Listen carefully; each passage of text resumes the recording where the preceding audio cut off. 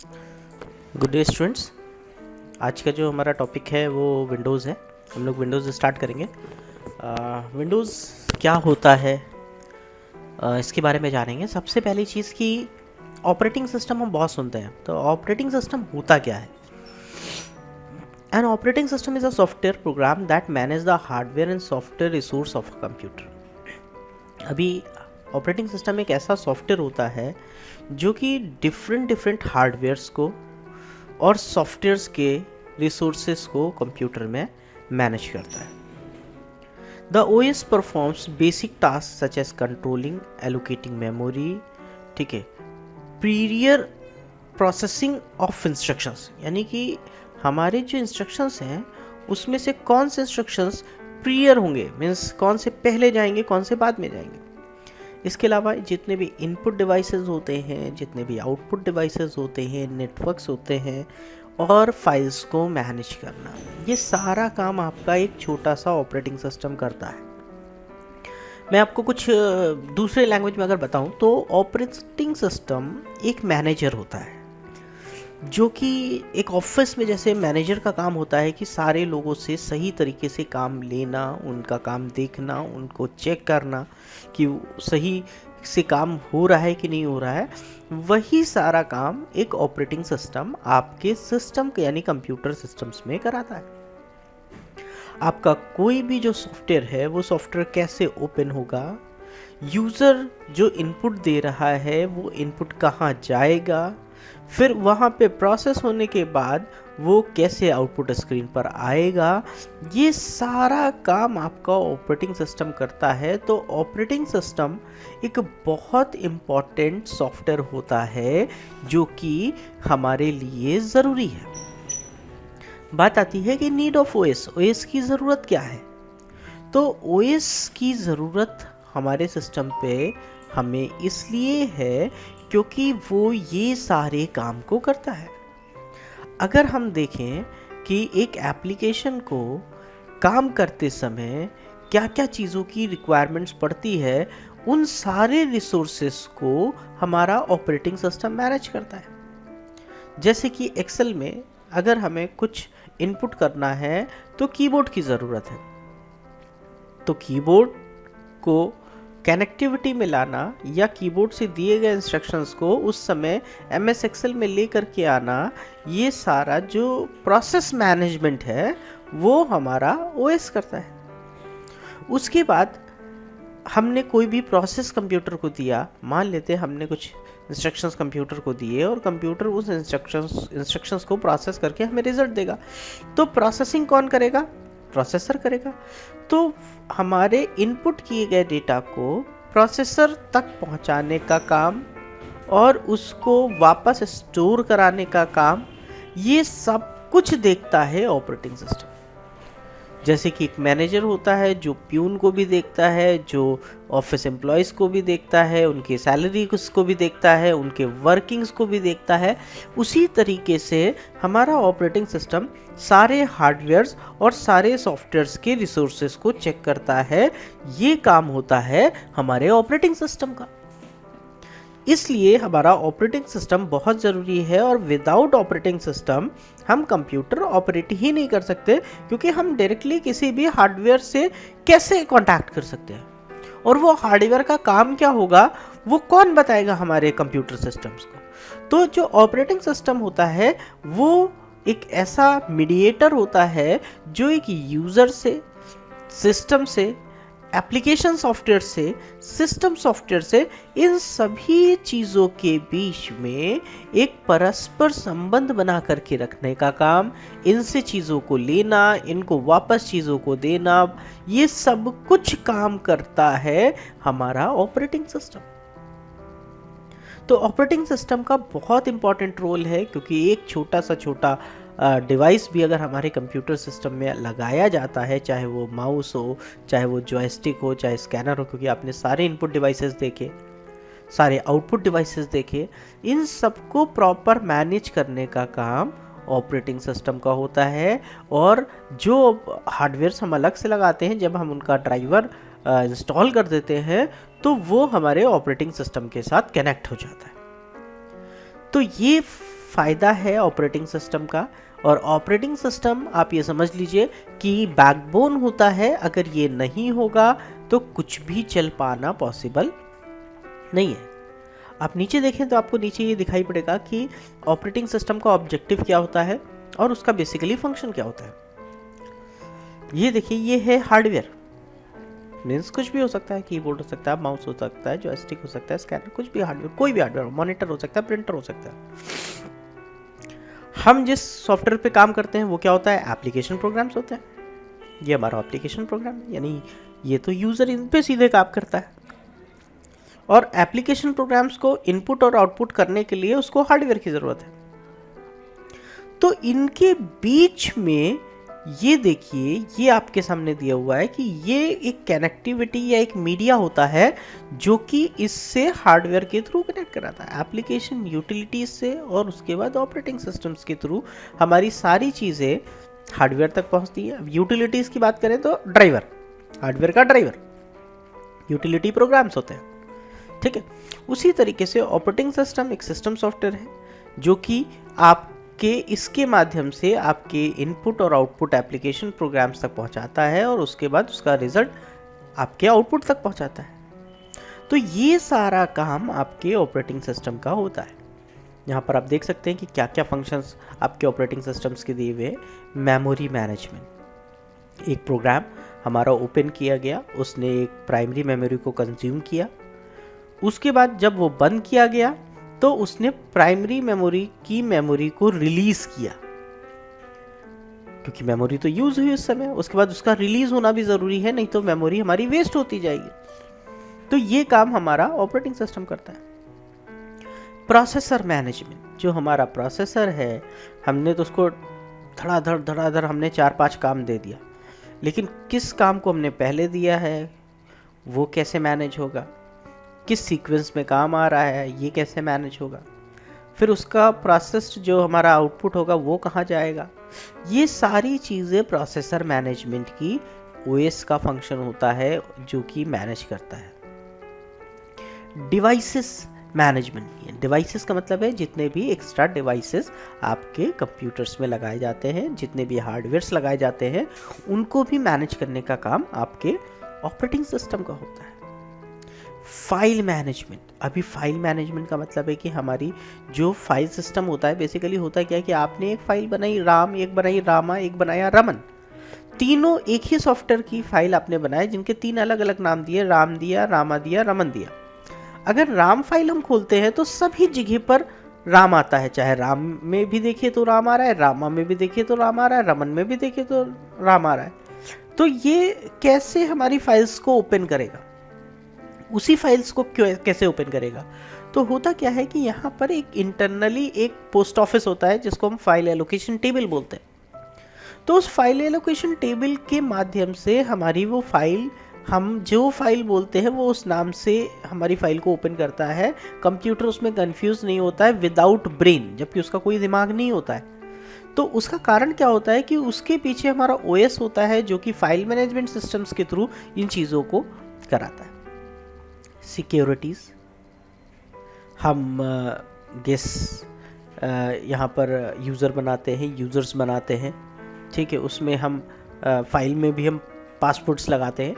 तो ये भी हमारा जो ऑपरेटिंग सिस्टम है कहीं ना कहीं सिक्योरिटीज़ पॉइंट ऑफ व्यू से भी हमारा बहुत काम करता है। सिस्टम परफॉर्मेंस, मैंने आपको बताया अगर मेमोरी रिलीज़ नहीं करेगा तो कैसे हमारा जो है, फिर हमारा तो सिस्टम हैंग होने लगेगा। तो हमारे सिस्टम की परफॉर्मेंस पर भी कंट्रोल करने का काम हमारे ऑपरेटिंग सिस्टम का होता है। जॉब अकाउंटिंग, जॉब अकाउंटिंग का मतलब यही आ गया कि कौन सा काम पहले आया है उसको पहले कराना है, किस मतलब यहाँ तो क्लॉकिंग स्पीड है। अगर हम एक नेटवर्क पे काम कर रहे हैं और यहाँ पे 10 यूज़र ने एक ही साथ रिक्वेस्ट भेज दी है, तो ऑपरेटिंग सिस्टम ये देखता है कि कौन सी रिक्वेस्ट प्रायोरिटी बेसिस पर है और किस रिक्वेस्ट को पहले भेजा गया। तो इन दोनों पॉइंट ऑफ व्यू से वो हमारे प्रोसेस को करता है।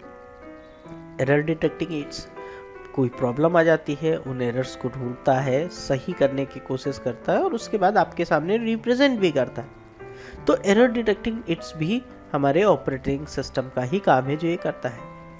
Coordination between other softwares end users. वो मैंने आपको पहले बताया कि एक मीडिया की तरीके से, एक ब्रिज की तरीके से, एक पुल की तरीके से काम करता है, जो कि यहाँ पर साफ साफ दिखाई पड़ रहा है कि एंड यूज़र को कैसे एप्लीकेशन प्रोग्राम्स से काम कराता है, और उसके लिए ये सब हमारे चीज़ें जो ज़रूरी हैं उनके बीच में एक कोऑर्डिनेशन, एक कनेक्टिविटी इसको कैसे सही से करता है। तो ये आप देख सकते हैं कि इस तरीके से हमारा ऑपरेटिंग सिस्टम पूरा काम करता है, और इस तरीके से हमारा ऑपरेटिंग सिस्टम यहाँ पर हैंडल करता है सारी चीज़ों को। ये आपके सामने हिंदी में है कि memory management, multi programmings, multi processings, multi tasking, ये सब हमारे ऑपरेटिंग सिस्टम के काम है। मल्टी थ्रेडिंग्स, ठीक है, रियल टाइम्स। तो आप इनको पढ़िएगा, आपको अच्छे से समझ में आएगा। और इसके बाद अगर हम बात करें तो ऑपरेटिंग सिस्टम्स कितने प्रकार के होते हैं, तो ऑपरेटिंग सिस्टम्स तो बहुत सारे आए, बहुत तरीके के आए, बहुत प्रकार के आए, लेकिन अभी जो हम लोग यूज़ करते हैं वो हमारा ग्राफिकल यूज़र इंटरफेस यानी कि GUI ऑपरेटिंग सिस्टम होता है। GUI ऑपरेटिंग सिस्टम का मतलब है कि जहाँ पर हमें चीज़ें ग्राफिक्स की फॉर्म में मिलती हैं, हम नेविगेट कर सकते हैं, हम चीज़ों को छोटा बड़ा कर सकते हैं, हम माउस से पॉइंट कर सकते हैं, हम किसी भी चीज़ पर क्लिक कर सकते हैं, और हमें पिक्चर्स के फॉर्म में चीज़ें मिलती हैं। हमें कमांड देने की ज़रूरत नहीं पड़ती है, हम क्लिकिंग के माध्यम से ही कमांड देते हैं और अपने काम को पूरा कराते हैं। तो यहाँ पर बहुत सारे विंडोज़ आए, जैसे कि विंडोज़ 7X आया, विंडोज़ 98 आया, विंडोज़ SE आया। ये सॉरी, यहाँ पे मिस्टेक है, ये एक प्रिंटिंग मिस्टेक हो गई है, जहाँ पे CE लिखा हुआ है, SE है ये। तो यहाँ पर क्या है कि आप इसको सही कर लीजिएगा, अभी बुक में तुरंत इसको आप CE की जगह पे SE कर दीजिएगा। तो विंडोज़ SE है। तो ये जो ग्राफिकली यूज़र इंटरफेस है, मतलब यहाँ पर जितना भी आपको चीज़ें मिलती हैं वो ग्राफिक्स की फॉर्म में मिलती हैं, जहाँ पर आप बोर नहीं होते, आपको ब्लैक स्क्रीन नहीं मिलती, काली स्क्रीन नहीं मिलती, आपको कमांड टाइप नहीं करना होता है, जहाँ पे स्पेलिंग मिस्टेक्स या सिंटैक्स मिस्टेक्स के चांसेस ज़्यादा होते हैं। बट यहाँ पर आप क्लिकिंग के थ्रू आप अपना सारा काम कर सकते हैं। दूसरा, मल्टी यूज़र ऑपरेटिंग सिस्टम्स एक ही समय पे कई यूज़र्स के चीज़ों को प्रोसेस करने की कैपेबिलिटी रखता है। ऐसे ऑपरेटिंग सिस्टम्स मल्टी यूज़र्स बोले जाते हैं, जिसमें से आप देख सकते हैं कि लाइनक्स, यूनिक्स और विंडोज़ 2000 को माना गया, क्योंकि ये सर्वर कैटेगरीज में आ गए। मल्टी प्रोसेसिंग्स, एक साथ कई सारे काम को करना, जहाँ पर प्रोसेसर एक साथ एक से ज़्यादा काम को प्रोसेस कर सकता है और प्रोसेस करके रिजल्ट दे सकता है। वहाँ पर भी जो हमारे ऑपरेटिंग सिस्टम्स यूज़ होते हैं मल्टी प्रोसेसिंग ऑपरेटिंग सिस्टम्स होते हैं, जिसमें लाइनक्स, यूनिक्स और XP को माना गया। 98 नहीं था, ठीक है। तो ये आपके मल्टी प्रोसेसिंग्स थे। उसके बाद मल्टीटास्किंग, जो एक साथ कई सारे काम को एक समय पे रन करा सके, मल्टीटास्क करा सके, ऐसे operating system multitasking operating systems बोले गए। और इसमें भी आपका विंडोज़ 7 आपका मल्टी टास्किंग ऑपरेटिंग सिस्टम है, आप एक साथ इसमें कई काम कर सकते हैं। और लाइनक्स, यूनिक्स भी है। मल्टी थ्रेडिंग्स, जहाँ पर operating system that allows different part of a software program to run concurrently, एक साथ कई सारे सॉफ्टवेयर्स रन करा सकते हैं और अलग अलग पार्ट्स पर उन पर काम किया जा सकता है, अलग अलग लोग काम कर सकते हैं। ऐसे आपके मल्टी थ्रेडिंग्स ऑपरेटिंग सिस्टम्स आए, जिसमें लाइनक्स, यूनिट और XP को रखा गया है। तो ये हमारे ऑपरेटिंग सिस्टम्स थे, ये हमारे ऑपरेटिंग सिस्टम्स के एडवांटेजेस थे, हमारे डिसएडवांटेजेस थे। और operating system is the backbone of the हमारे कंप्यूटर्स की, जैसे एक पर्सन का बैकबोन होता है कि उसके बगैर कोई काम नहीं हो सकता है। नर्वस सिस्टम है, आप समझ लीजिए। तो ऑपरेटिंग सिस्टम ये है, आप इसको पढ़िएगा अच्छे से। बाकी इसमें अब जो दिया गया है वो ये दिया गया है कि आपके कितने विंडोज़ ऑपरेटिंग सिस्टम आपके पास अवेलेबल हैं और कब किस वर्जन को रिलीज़ किया गया। तो विंडोज़ 10 हम लोग अब जानते हैं, बट विंडोज़ 10 का अनाउंसमेंट जो है 2015 में कर दिया गया था, जो कि एक्चुअली विंडोज़ 10 तो एक मॉडल हो गया कि हाँ विंडोज़ 10 है हमारा, बट ये कौन सा वर्जन है ये आपके सामने दिया हुआ है। NT 6.4 ये वर्जन है और ये अनाउंस 2015 में करा गया था, बट आज की डेट में आपके सिस्टम्स पे अवेलेबल है और अभी इस पर काम भी चल रहा है और शायद इसको और इन्हांस किया जाएगा। इसके नीचे आप देख सकते हैं कि विंडोज़ 8.1 18 अक्टूबर 2013 को लॉन्च किया गया, जिसका जो रिलीज वर्जन नंबर है वो 6.3 है NT, और इसमें हमारे कई कैटेगरीज आई। विंडोज़ 8.1 आया, विंडोज़ 8.1 प्रोफेशनल आया और विंडोज़ 8.1 एंटरप्राइजेज आया। इसके बाद ये तो 8.1 था। विंडोज़ 8 भी हमारे पास आया जो कि 26 अक्टूबर 2012 को रिलीज़ किया गया। इंटरनल जो रिलीज़ वर्जन है वो NT 6.2 बोला जाता है। और विंडोज़ 8, विंडोज़ 8 प्रो और विंडोज़ 8 एंटरप्राइजेस ये आपके सामने आए। विंडोज़ 7 बहुत अच्छा ऑपरेटिंग सिस्टम माना जाता है, बहुत कंफर्टेबल ऑपरेटिंग सिस्टम माना जाता है, लोगों के साथ बड़ा यूज़र फ्रेंडली रहा है, लोग इस पर आसानी से काम कर सकते हैं, पसंद करते हैं इस ऑपरेटिंग सिस्टम को। 22 अक्टूबर 2009 को ये अनाउंस किया गया जो कि जो इसका रिलीज़ वर्जन है वो 6.1 है। और इसमें इतने वर्जन्स आए विंडोज़ थिन पीसीज के लिए, ultimate, enterprises, professional, home premium और होम बेसिक। तो ये ऑपरेटिंग सिस्टम्स हैं, आप देख सकते हैं इसके नीचे भी हैं, विस्टा है, XP है, X64 है, ठीक है। आप देख सकते हैं विंडोज़ ME है, मिलेनियम जिसका फुल फॉर्म था, विंडोज़ 2000 है, विंडोज़ 98 है, विंडोज़ NT4 है जो कि 24 अगस्त 1996 में किया गया था और वर्क स्टेशंस के लिए काम करता था। 95 है, ठीक है। आप देख सकते हैं इनको कब लॉन्च किया गया था, ठीक है। 95 आपका NT 3.51 है, ठीक है। तो ये सारे विंडोज़ आए, बट ये तो बहुत ओल्डर विंडोज़ हो गए, ओल्डर ऑपरेटिंग सिस्टम्स हो गए। और हमारे पास जो इस समय लेटेस्ट ऑपरेटिंग सिस्टम चल रहा है वो विंडोज़ 10 है। और बहुत जगह पर आपको XP 7 भी मिलेगा। विंडोज़ 7 बहुत अच्छा ऑपरेटिंग सिस्टम माना जाता है और लोग इस पर काम भी करते हैं और काफ़ी हेल्पफुल है, क्योंकि हमें क्या चाहिए कि ऑपरेटिंग सिस्टम जो कि कंफर्टेबल हो हर तरीके के सॉफ्टवेयर्स के साथ, हर तरीके के एप्लीकेशन सॉफ्टवेयर्स के साथ, क्योंकि हमें जो काम करना होता है वो एप्लीकेशन सॉफ्टवेयर्स पे काम करना होता है, MS वर्ड पे काम करना होता है, एक्सेल पे काम करना होता है, पावर पॉइंट पे काम करना होता है, इनके साथ हमें काम करना होता है। तो ये बेसिकली विंडोज़ की थ्योरी है और ऑपरेटिंग सिस्टम है। अभी विंडोज़ के प्रैक्टिकल्स हम लोग अब स्टार्ट कर देंगे इसके बाद, कि विंडोज़ कैसे ओपन होता है, उनके अपने एसेसरीज टूल्स क्या होते हैं। लेकिन अगर हम लोग बात करें तो विंडोज़ हो गया, लाइनेक्स यूनिक्स हो गया, एक आपने E10 एप्पल का लोगो देखा होगा जिसको हम लोग मैक कंप्यूटर्स बोलते हैं, मैकिन्टोश कंप्यूटर्स बोलते हैं। तो वहाँ पर हम जो है जो ऑपरेटिंग मैक पीसीज जो हमारे होते हैं, ठीक है, उनका अपना ऑपरेटिंग सिस्टम होता है।